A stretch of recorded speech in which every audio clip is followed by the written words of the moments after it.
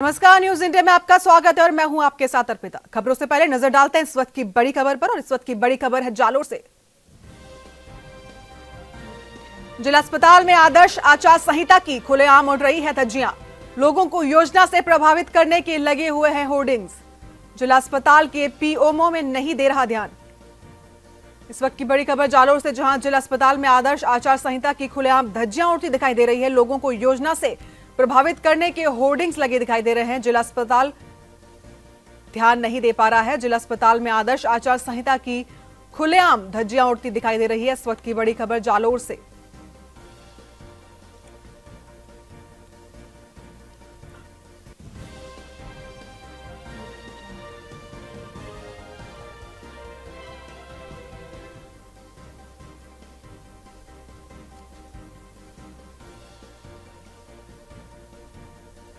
आपको बता दें, जालोर से इस वक्त की बड़ी खबर है, जहां पर आचार संहिता की खुलेआम धज्जियां उड़ाई हुई दिखाई दे रही है। जिला अस्पताल में आदर्श आचार संहिता की खुलेआम लापरवाही सामने आ रही है। लोगों को योजना से प्रभावित करने के होर्डिंग्स लगे हुए दिखाई दे रहे हैं। जिला अस्पताल इस पर ध्यान नहीं दे पा रहा है। इस वक्त की बड़ी खबर जालोर से।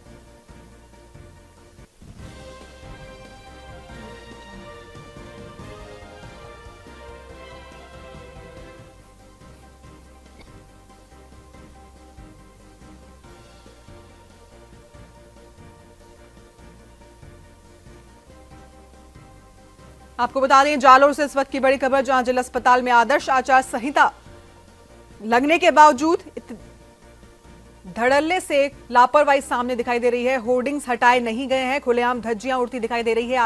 आदर्श आचार संहिता की लोगों को योजना से प्रभावित करने वाले जो होर्डिंग्स लगे हुए थे, वो अभी तक हटाए नहीं गए हैं। जिला अस्पताल के पीओएम इस और ध्यान नहीं दे पा रहा।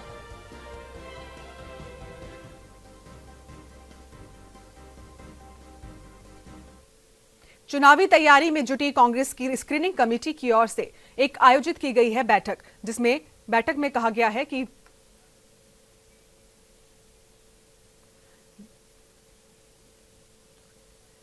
इस स्क्रीनिंग कमेटी की देर रात तक चली बैठक के दौरान 15 सीटों पर सिंगल नामों पर सहमति बनी हुई है। वहीं 10 सीटों पर सिंगल नाम को तय करने के लिए स्क्रीनिंग कमेटी की दूसरी बैठक आज होगी। बैठक में संगठन महामंत्री केसी वेणुगोपाल, प्रदेश प्रभारी अविनाश पांडे, मुख्यमंत्री अशोक गहलोत, पीसीसी चीफ सचिन पायलट, सह प्रभारी विवेक बंसल, काजी निजाम और तरुण कुमार शामिल दावेदारों के नामों पर फाइनल मंथन करेंगे। मंथन के बाद सभी 25 सीटों पर सिंगल नाम शॉर्टलिस्ट करने के बाद सूची को सेंट्रल इलेक्शन कमेटी को भेजा जाएगा, जहां पर इन नामों पर मुहर लग जाएगी। लोकसभा चुनाव की घोषणा के साथ ही राजस्थान में राजनीतिक और प्रशासनिक तैयारियां जोर शोर से शुरू हो चुकी है। हालांकि प्रशासन अपने पूरी तरह से मुस्तैद है और राजस्थान की 25 लोकसभा सीटों के लिए, चाहे वो प्रशासनिक तैयारियां हो या पुलिस या कानून और व्यवस्था के संदर्भ में जो की जाने वाली तैयारियां है, वो चाक चौबंद कर ली गई है। दूसरी ओर राजनीतिक दल भी अपने इस चुनावी समर में उतरने के लिए पूरी तरह से कमर कस चुके हैं। कांग्रेस हो या बीजेपी, दोनों अपने अपने कैंडिडेट्स के चयन के लिए अंतिम चरण में जो है विचार विमर्श का जो दौर है वो चल रहा है। आलाकमान, दोनों पार्टियों की जो आलाकमान है वो अब कुछ ही दिनों में, आने वाले दिनों में अपने कैंडिडेट्स का चयन करके लोगों के सामने यह पेश करेंगे कि हमारी तरफ से यह व्यक्ति लोकसभा चुनाव के लिए आपके सामने है। अब लोगों का यह भरोसा और विश्वास जो जीत पाएगा, वही अगली सरकार दिल्ली में बना पाएगा। कैमरा पर्सन नरेश पारिक के साथ रमेश पुरोहित, न्यूज इंडिया, जयपुर। सरहदी जैसलमेर जिले में आए दिन संदिग्धों की धरपकड़ के बीच एक बड़ा मामला सामने आया है। सूत्रों के अनुसार जिले के सम क्षेत्र के गंगा बस्ती निवासी नवाब खां पुत्र मठार खां को सुरक्षा एजेंसियों ने पकड़ा है। बताया जा रहा है कि सुरक्षा एजेंसियां आरोपी को जयपुर साथ ले आई है। जानकारी के अनुसार नवाब खां सम क्षेत्र में जीप चलाने का कार्य करता है।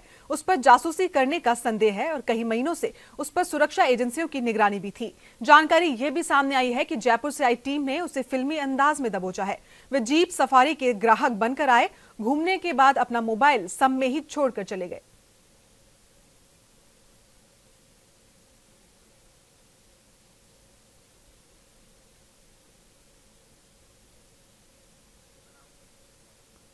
लोकसभा चुनाव 2019 की तिथि घोषित होने के बाद प्रदेश में आदर्श आचार संहिता लागू हो चुकी है।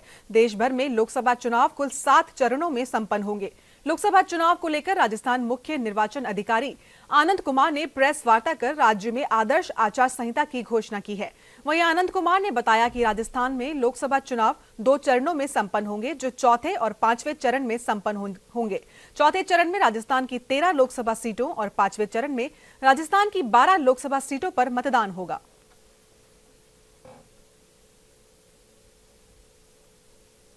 चालू है और इसके माध्यम से कोई भी अपनी जानकारी जो भी चाहता है, लेना चाहता है वोटर, वो उसको वहां से जानकारी मिलती है, उसका नाम वोटर लिस्ट में है कि नहीं है। और जैसा हमने पहले कहा था, कई बार जिस दिन चुनाव होता है ये चीज सामने आती है, इक्का दुक्का केसेस दिखे, पिछली बार ऐसे आए थे। हम नहीं चाहते कि 1-2 केसेस भी ऐसे आए। सभी से अनुरोध करना चाहूंगा कि आपके माध्यम से कि अभी भी वक्त है, अगर कोई भी व्यक्ति अपना नाम वोटर लिस्ट में नहीं जुड़वा पाया है तो नाम अपना वोटर लिस्ट में जुड़वा ले। राजस्थान के भरतपुर में बसपा कार्यालय पर जिला इकाई की बैठक आयोजित की गई। इस बैठक में कई पदाधिकारी और कार्यकर्ता मौजूद रहे। इस दौरान बैठक में बसपा के नेता मोती सिंह ने बताया कि बैठक में आगामी लोकसभा चुनावों में मजबूत प्रत्याशी और जनता में पूर्ण विश्वास सहित कई बिंदुओं पर चर्चा भी की गई है। आज बहुजन समाज पार्टी की जिला इकाई मीटिंग में सभी जिले के कार्यकर्ता आए हुए हैं और कार्यकर्ताओं को दिशा निर्देश है कि सबसे पहले मान्यवर काशीराम जी का जन्मदिन अलवर में जोन स्तर पर मनाया जा रहा है। सारे लोग अलवर जाके मान्यवर काशीराम जी का जन्मदिन मनाएंगे। दूसरी बात, लोकसभा के चुनाव पर चर्चा है कि हमको किस तरीका से उम्मीदवार को जिताना चाहिए। मजबूत कैंडिडेट की तलाश में है। ऊपर से आदेश हैं बहन कुमारी मायावती जी के कि भरतपुर के अंदर जो हमने 2 सीट विधायक की जीती हैं, उसी तरीका से हमारा रिजल्ट लोकसभा में भी हमारा प्रत्याशी मजबूत होता है। सीकर के खाटू श्याम जी में श्री श्याम बाबा के 10 दिवसीय वार्षिक फाल्गुन मेले का आगाज होने के साथ ही श्याम भक्तों का हुजूम उमड़ना शुरू हो गया है। इस अवसर पर मेले में बाबा के दरबार के सिंहद्वार को बंगाली कारीगरों द्वारा आकर्षक तरीके से सजाया गया है। वहीं रींगस से खाटू श्याम जी के बीच पदयात्रियों का तांता भी लगा हुआ है। शाम मेले में श्याम भक्त ढोल नगाड़ों पर नाचते हुए झांकी के साथ शाम के दर्शन कर रहे हैं। वहीं 17 मार्च तक चलने वाले इस मेले में पुलिस और चिकित्सा विभाग ने भी मोर्चा संभाल लिया है। यहां चिकित्सा विभाग के 74 डॉक्टर के सहित 302 चिकित्सा स्टाफ और मेले के दौरान लगाए गए 4 एम्बुलेंस की व्यवस्था की गई है। साथ ही मेले में 3400 पुलिसकर्मियों का जाब्ता सुरक्षा व्यवस्था के लिए तैनात किया गया है।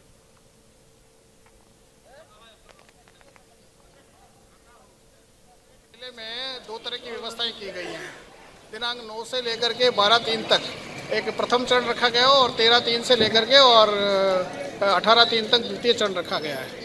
प्रथम चरण में फोर्स हमने कम बुलाई है, करीब 650 लोगों का जाब्ता प्रथम चरण में है। द्वितीय चरण में ये जाब्ता बढ़ करके 2700 के लगभग हो जाएगा। जैसे जैसे भीड़ बढ़ेगी तब हम लोग इसमें एक्स्ट्रा पुलिस फोर्स इसमें डालेंगे।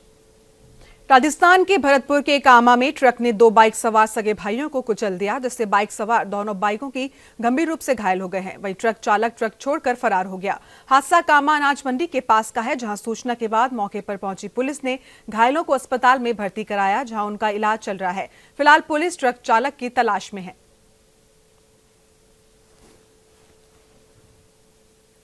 आपको बता दें, भरतपुर से इस वक्त की बड़ी खबर है, जहां पर 2 बाइक सवार सगे भाइयों को एक ट्रक ने कुचल दिया है। हादसे में बाइक सवार की गंभीर रूप से घायल हो गया है, जिन्हें अस्पताल में भर्ती कराया गया है।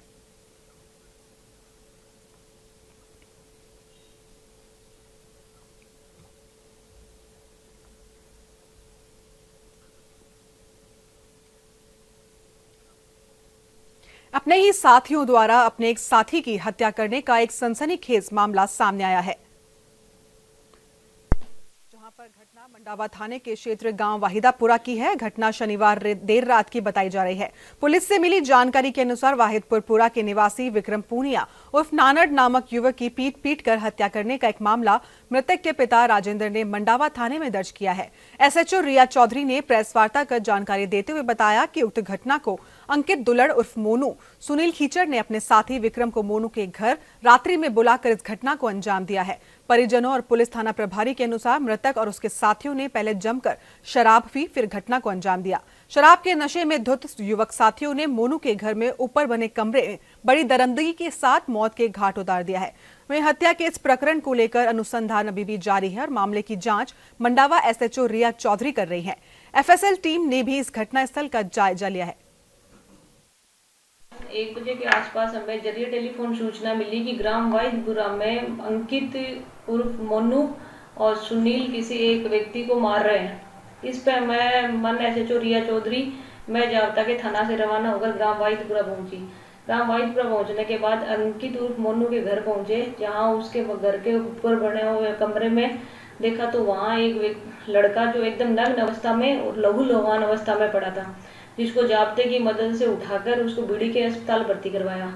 वहां उसका पता किया तो पता चला कि इसका नाम नानूड़ी उर्फ विक्रम उर्फ नानूड़ी पुत्र राजेंद्र निवासी वाइदपुरा है, जिसके इलाज के दौरान ही अस्पताल में मृत्यु हो गई थी।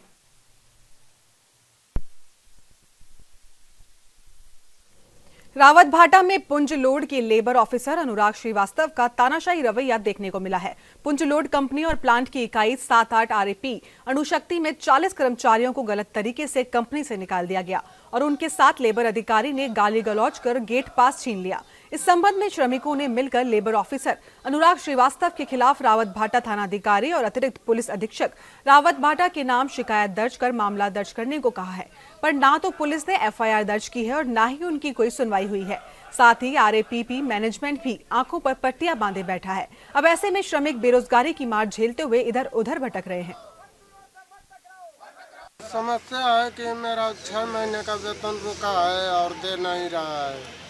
कौन सी कंपनी में? ठेकेदार जो आए कि जाते समय मेरा 8,000 का मोबाइल फोड़ा और मारपीट करके गया। आपको मारा?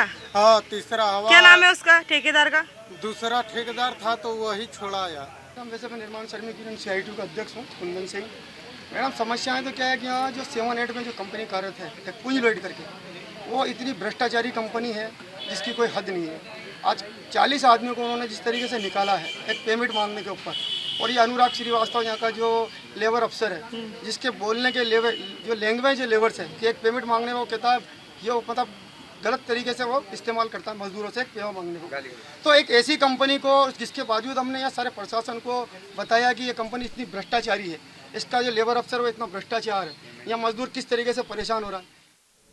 चित्तौड़गढ़ में जिला निर्वाचन अधिकारी और जिला कलेक्टर शिवांगी स्वर्णकार ने देर शाम जिला कलेक्टर परिसर में आयोजित पत्रकार वार्ता में कहा कि पूरे जिले में आज से आदर्श आचार संहिता लागू हो गई है, जिसका कड़ाई से पालन किया जाएगा। पूरे जिले में सभी अधिकारियों को आवश्यक दिशा निर्देश भी दे दिए गए हैं। उन्होंने कहा कि पूरे जिले से मतदाताओं को प्रभावित करने वाले सभी होर्डिंग्स और बैनर्स को हटाने का काम शुरू कर दिया गया है, जिसके लिए टीमें भी रवाना हो गई हैं और आगामी 24 घंटे में ये काम पूरा होने की संभावना है। उन्होंने कहा कि निर्वाचन आयोग से मिले निर्देशों का सख्ती से पालन कराया जाना सुनिश्चित किया गया है।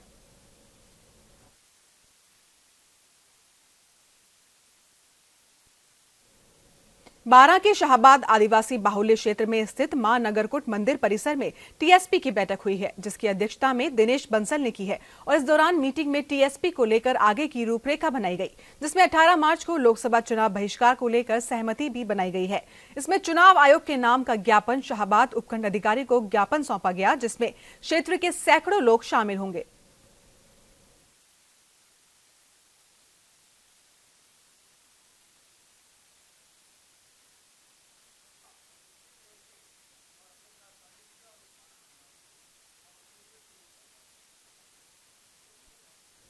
इस बुलेटिन में वक्त है अभी फिलहाल एक छोटे से ब्रेक का।